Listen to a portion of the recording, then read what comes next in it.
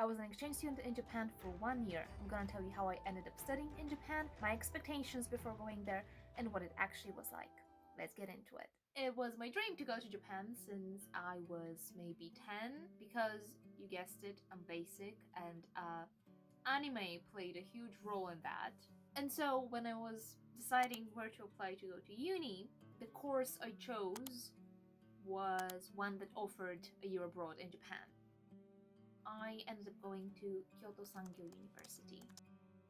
Now, when it comes to my expectations, I'm gonna be completely honest, I didn't really have a lot of expectations. I mean, I did watch anime since a very young age, and so I had these images of Japan in my head. But apart from visual images, I didn't really have any other image in Japan because, anime is fiction. So kind of taking that and being like, ooh, that's what Japan is really like.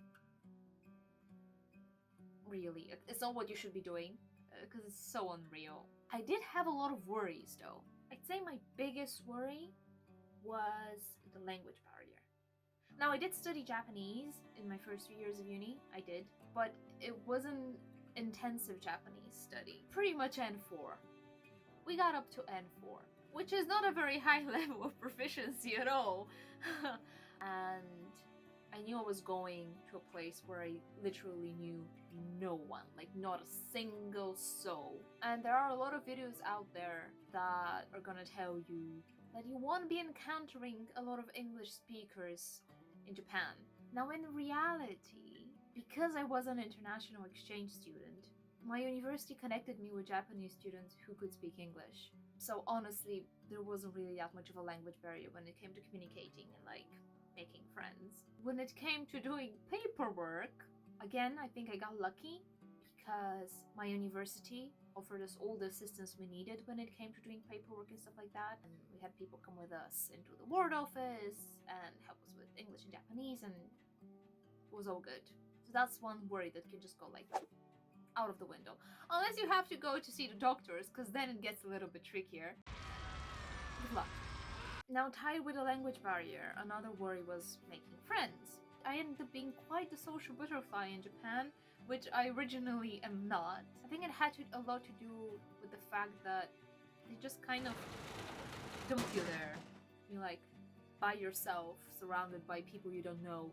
So if you want to have a social life and if you want to, make the most out of your time in Japan, you have to go out and be social, otherwise you're just gonna kind of stay in your little hole and you really won't get the most out of the experience. Now, I will say though, the majority of my friends were all foreigners. At Kyoto Sangyo, they put you in an international accommodation type of thing called the iHouse, so you're basically just surrounded by other exchange students. Connecting with them was pretty easy. I have to say, I never really felt alone. I always had someone to talk to if I wanted to. I always had someone to hang out with. I always had someone to ask for help. And again, because we were put in that environment and we were all kind of in the same boat. Although, so admittedly, some do knew each other, like you had people from one uni coming together. We were still in the same boat, like we had no one else, basically. You also know that you're there because you kind of share the same interests and maybe you even share the same goals and you want to get the most out of being there and you've worked hard to get there. So you have all of these connections and the relationship you build with people like that, I think is very different than the type of friendship you build with just people back at your own university or people back home. And it's one of the best experiences I've gotten out of my experience being an exchange student. And tied to all of that was my worry about the fact that I was going to have a roommate. Now, I was used to having flatmates or housemates, but I was never used to having a roommate. Because I feel like in the UK that is quite rare. I don't know if I don't think it's really a thing. Maybe it is a thing, but it's just rare, okay? Correct me on that if I'm wrong. But in Japan, we all had roommates, unless you were willing to pay for the whole room yourself, which again is completely doable because our rent luckily was extremely cheap. But I think the majority of us went with having roommates. And so before we went, we were sent this, we call it a survey or something, whatever. whatever. It was like a document where we had to fill out what music we liked and what our hobbies were, what time we usually went to bed and woke up, and all that stuff, so they could kind of match us. And I have to say, my roommate kind of ended up being pretty much the opposite of me, like really the opposite of me, but we somehow matched so well. And yeah, that was another useless worry, basically. I think because also if you weren't getting along with your roommate, you could ask to change. You could ask for a single room, and again, the rent at the iHouse wasn't really expensive at all. Like, we got really lucky. But yeah, at least for us, there was the help if we needed it. Now another big worry I had. Sorry, honey. Woke up the cat. Another big worry I had was that I was warned that people tend to stare at foreigners a lot. I was so worried about it to the extent that I dyed my hair black. Because I had red hair, and I was super worried that because I have red hair, people would stare at me even more. And I wanted to avoid that staring as much as possible. And then I went there, and honestly feel like it wouldn't have made any difference if I had my hair red, because people just stare. I'd say it's not that much when you go to like a touristy place, but the further away you got from big cities, the more people stared. And I get it. I really do. By the end of it, I was kind of like, whatever, I don't care. But at the beginning, it was a little bit...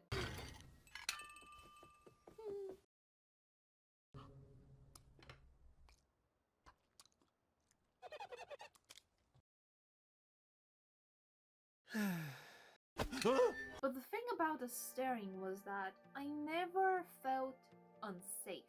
I never felt threatened. I felt uncomfortable. But the moment I realized that I'm a foreigner, obviously, that's just who I am. And that's the only reason they're actually staring. Like, there's nothing else to it. And no harm would come to me from their staring. The moment I realized that, I felt free.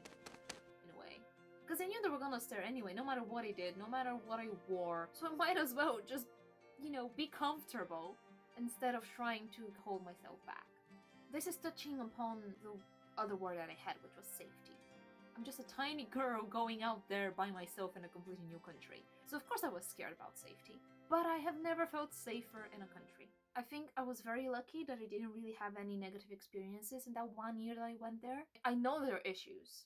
No country is completely safe. You should still be careful and cautious. But I really did feel so safe, and it felt so nice to not have to worry about being catcalled, about getting robbed, about being, sexually harassed. It really felt safe. It really did. I feel like I felt it the most in summer, because summer in Japan gets really hot, like so hot. Listen, it gets hot in Bulgaria as well, okay? But the level of hot in Japan is different, because it's also extremely humid. It was so hot, and I felt completely comfortable wearing shorts, and I knew no harm would come to me because of it. And I hadn't felt that in years, and I no longer feel it now. Now, another concern I had was traveling. How expensive it would be, who I would travel with, where am I gonna go actually, because there were so many places I wanted to see, and traveling ended up being surprisingly easy. Again, touching upon the whole thing with like the relationships you build with the people you put into that situation together. I think within the first month of me knowing my roommate and another girl from the iHouse, we booked a vacation for the snow festival in Hokkaido. And then we went. It was so quick. And there were no second thoughts. It was like, we want to go, we're going. We might have met like a month ago, but I completely trust you. We're traveling with you so far away, and with spending money together. And that was the best vacation I've had so far. Did we just become best friends? Yup! Now, when it comes to expenses, compared to the UK's train prices, the prices in Japan are like nothing. Especially compared to the prices now, because UK train prices are skyrocketing, and I'm like, why? Why does it cost me £30 to get to London? I live an hour and a half away from London. Why does it cost me £30? Anyway, there's just so much to see in Japan. Not just temples and shrines and anime centers. There's other stuff, you weebs. I know what you're thinking. There's a lot more to Japan than that. So if you go out there and explore outside of just that, please. Can you please listen to me? Another major worry for me was the university itself. Because you hear all about, how hard Japanese students study and the education system, I kind of got a little bit freaked out because I just wasn't really used to studying that much. And then I went there. So I am Confucian. It might have to do something with the university I went to in Japan, but compared to my UK university, the level of studying required was actually a lot less. And I was shocked. I was utterly shocked. So I did end up having a lot more time to play than I thought I would. Now I have to say probably a role in that played the fact that the majority of my classes were in English. They were kind of tailored to Japanese students who wanted to study English but through specific subjects.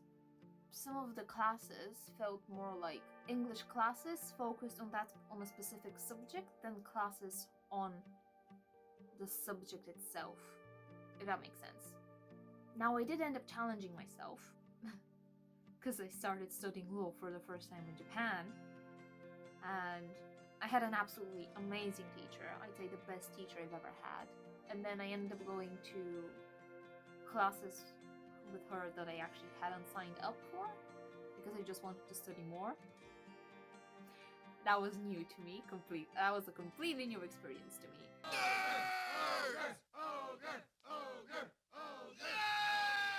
Where are they? I think they're talking about us.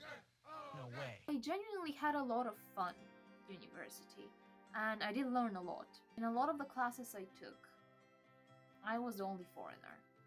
Now that probably has to do with the fact that they chose classes that most of the other exchange students didn't want to take or didn't have to take, meaning politics and law.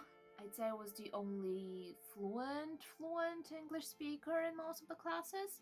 So I ended up having to lead a lot of the discussions, having to be very bubbly and very social to talk with students and get other students to talk, which was, again, a very new experience to me. One great skill I actually learned from my year abroad in Japan is to explain stuff in very simple English. Now that's a great skill to have, especially in law. And I have to tell you, going abroad to a country where English is not the main language is really helpful to learn how to do that. Just putting that out there. And now here comes the one major negative experience for me in Japan. The bugs are huge. They are huge. Why are they so big? Someone explained this to me. I don't get it. And they're everywhere. And it's like people don't care. It's like I'm walking in Kyoto and there are like these big stuff up that go along the sidewalks. What do you call that? I don't know what you call that. But basically, above the sidewalks, like, they're covered with like a thingy to protect you from rain or whatever.